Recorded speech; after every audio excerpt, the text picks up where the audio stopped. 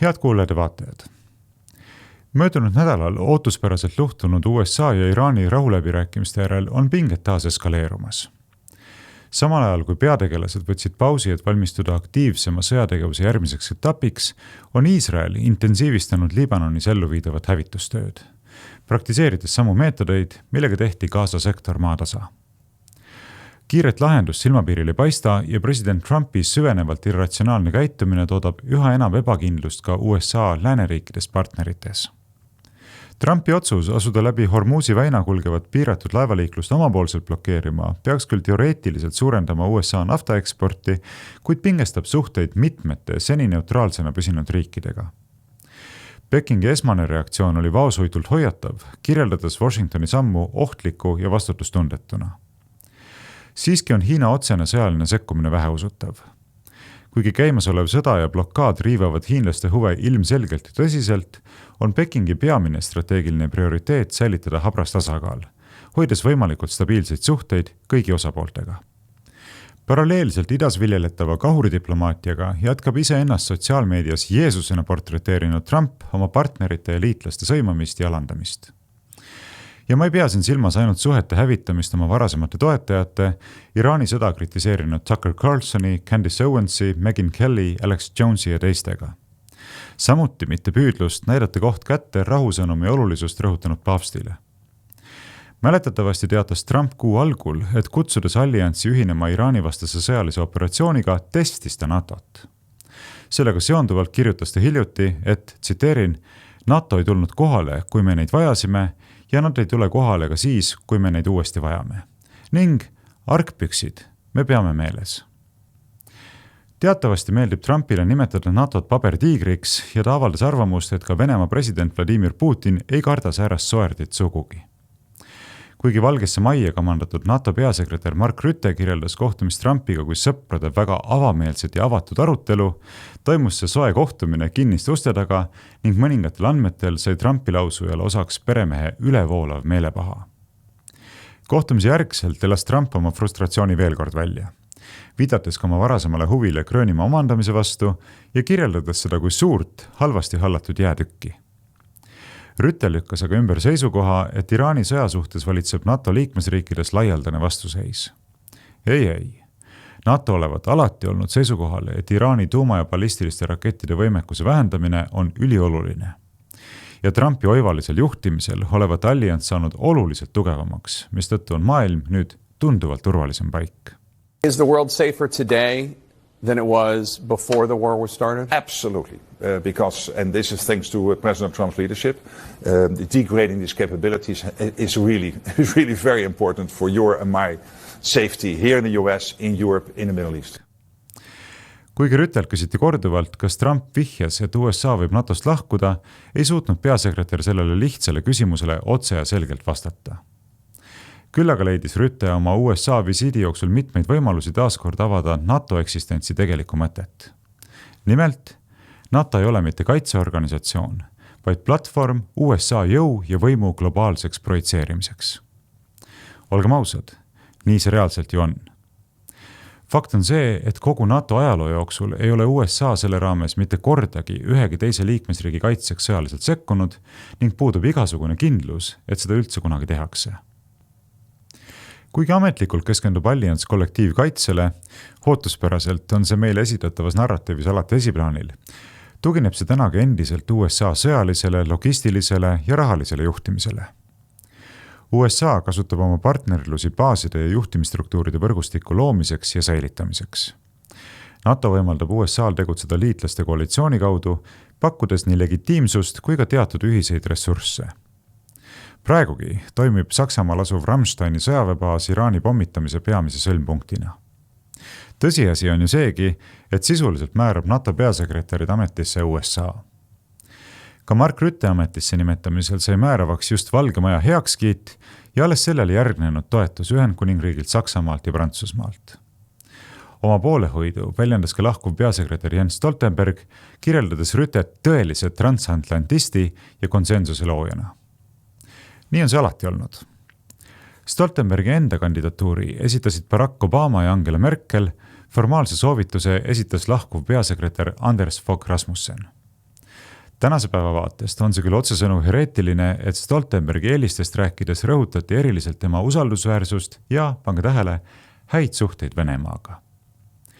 Kokkuvõtvalt tuleb nentida, et NATO peasekretär on nii ehk naa Ameerika nägu ja tegu.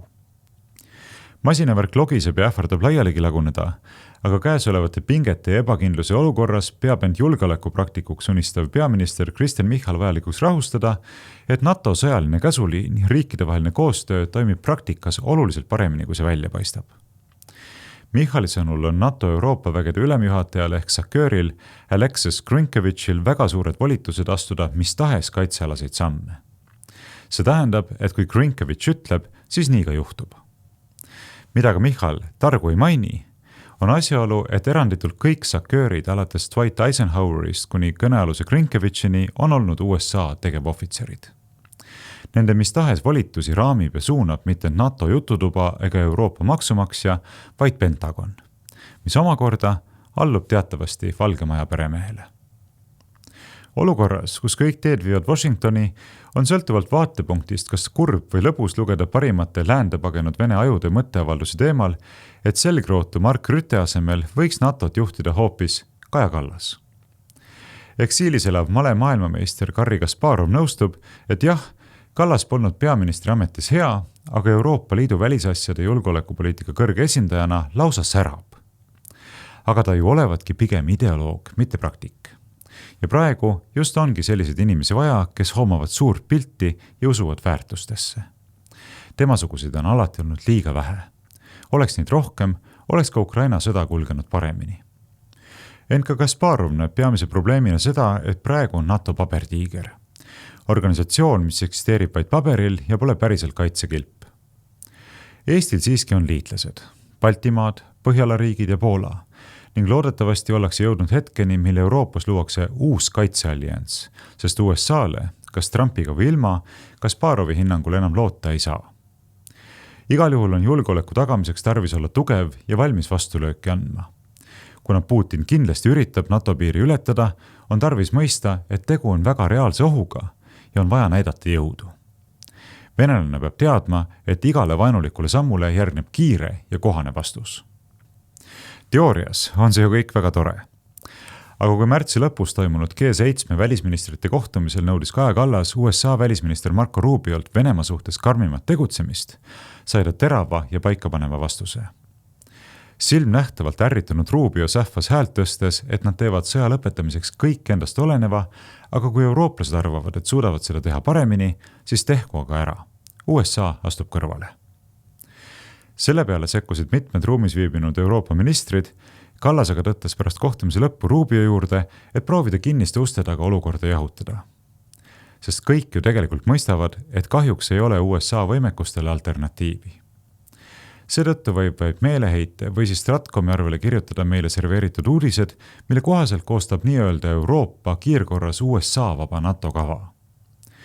Muidugi ei saa välistada, et tegu on plaaniga, mis pakub võimaluse riisuda jälle Euroopa riikide maksumaksjatelt hiigelsummasid maksuraha, võtta taas hiiglaslikke ühislaene ning liikuda selle kaudu edasi Euroopa Liidu föderaliseerumise plaaniga.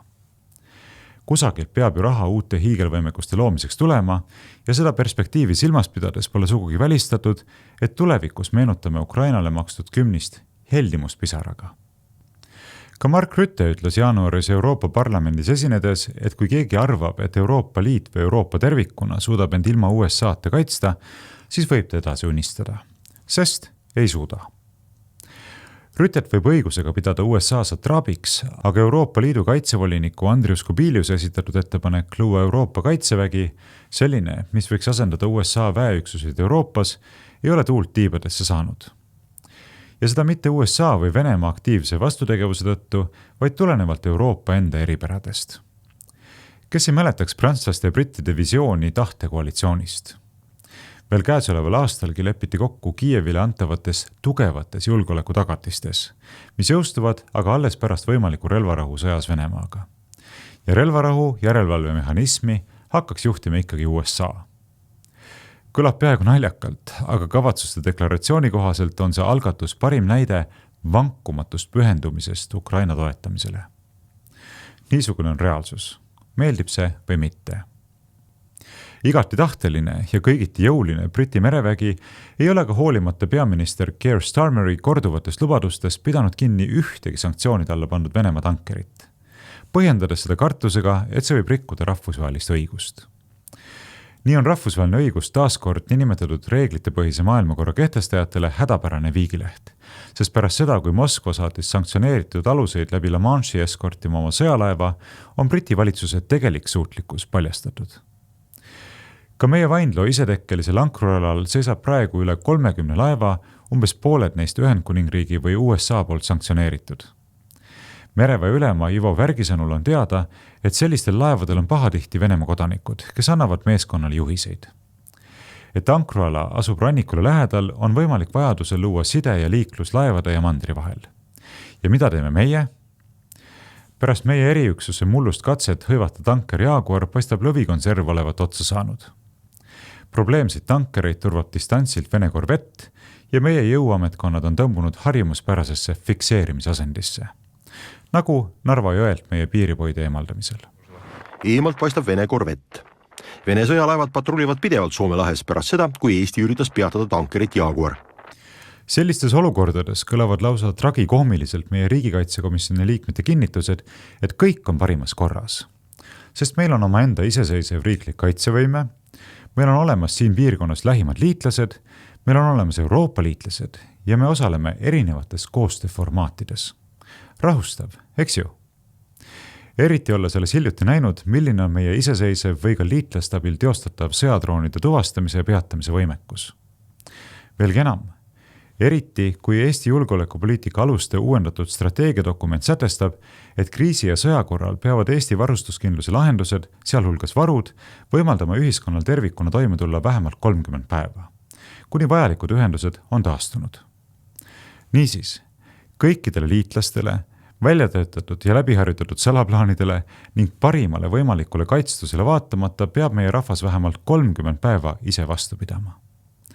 Selliselt näeb välja, tsiteerin, Euroopa riikide suurema vastutuse võtmine ja tegevus ühise julgeoleku tagamiseks.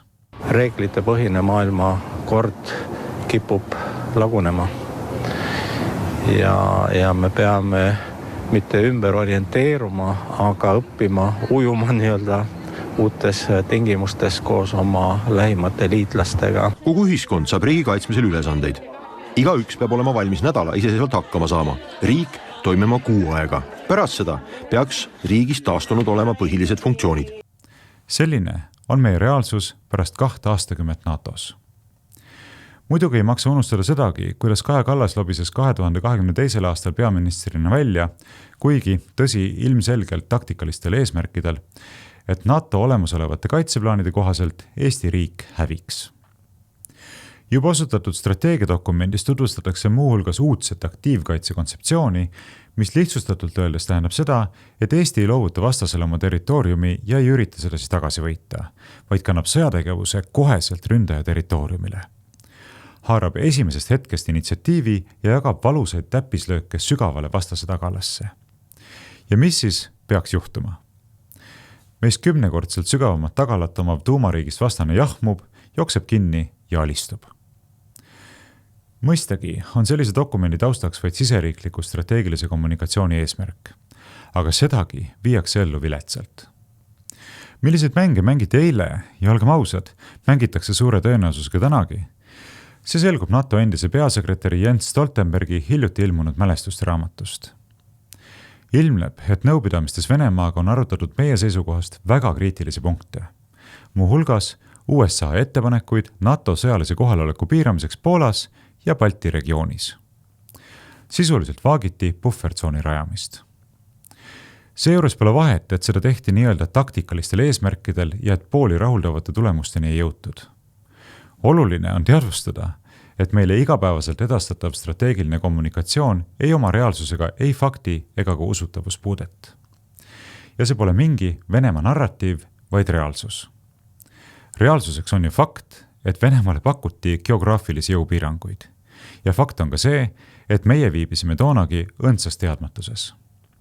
Ehk kogu mäng käis meie selja taga, või kui soovite, üle meie peade. Ja mis kõige hullem, nagu meile selgitatakse, ei tohiks me sellest kõigest ka tagantjärele teadlikuks saada. Julgeolekueksperdid sarjavad täna justkui ühest suust, et poleks olnud vaja meile avameelsusega sellist kingitust teha. Et mis siis saaks, kui kõik otsustajad inimestega avameelitsema hakkaksid? Kas keegi siis enam petispoliitikuid üldse usaldaks? Nagu kirjutas Reformierakonna veteranpoliitik Valdo Randpere, oleks pidanud see raamat jääma kirjutamata.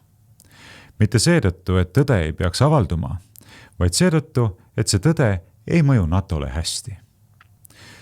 Selles avalduses peegeldub meie üle võimu teostava süsteemi pale kogu oma tervikus. Ja nii kiigubki meie rahvuslik psüühe usu ja hüsteeria kaaluneelal. Ajaloolase Külle Arjakase koostatud uurimustöö kohaselt hukkus Afganistanis Nõukogude Liidu vägede koosseisus võideldes 36 Eestist pärit meest, neist 16 eestlast, 16 Eesti poissi. See oli valus ja hirmutav lõiv. Aga tänaseks on ühe teise impeeriumi huvides peetavates agressioonisõdades hukkunud pea sama palju Eesti poisse ja ometi on kõik teisiti. Lähiminevikus oli mõttetus sõjas hukkumine perspektiiv, mille pärast püüti Nõukogude Eestis põgeneda. Lapsevanemad üritasid sõjakomissariaatides alkemaksu pakkuda ja mitmed tänased prominendid võtsid end mõneks aastaks arvele psühhoneuroloogia haiglas. Arusaadavalt oli seegi mäng tulega, sest nõrka isiksust ja ka nõrka ühiskonda võib kahjulik keskkond mõjutada pöördumatult. Võib-olla osaliselt sellepärast kuulemegi täna üleskutseid osta hävitajaid ja minna kosmosesse. Jah, õhuti võib ju tunduda, et kuhu mujale meil enam ongi pageda. Ometi on meil valiku võimalus. Võib pageda kosmosesse, aga on ka võimalus, kui tahes teoreetiline see esmapilgul ka ei näi, naasta suveräänse riigi aluspõhimõtete juurde ja lähtuda oma poliitika, antud juhul välispoliitika kujundamisel ja rakendamisel nendest. Mitte püüda olla võimalikult meelepärane Donald Trumpile, Ursula von der Leyenile või kellelegi teisele, vaid seada esikohale oma enese rahvuslikud ja riiklikud huvid. Sirgelt ja kartmatult, ilma valehäbita.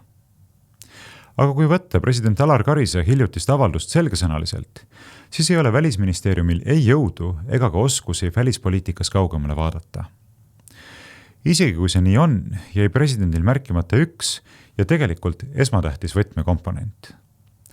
Nimelt, puudu on mitte ainult jõust ja oskustest, vaid enne kõike tahtest, julgusest.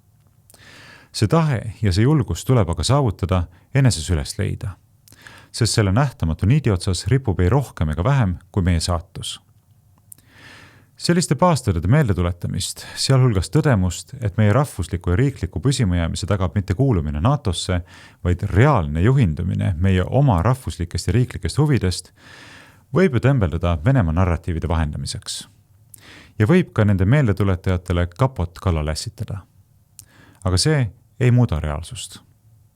Kuule, ma pean küsima ära, meil on ka poliitikas inimesi, kelle postitused näevad välja, nagu need oleks saabunud naaberriigist ja ma ei pea silmas Lätit, et hoiate silmad lahti?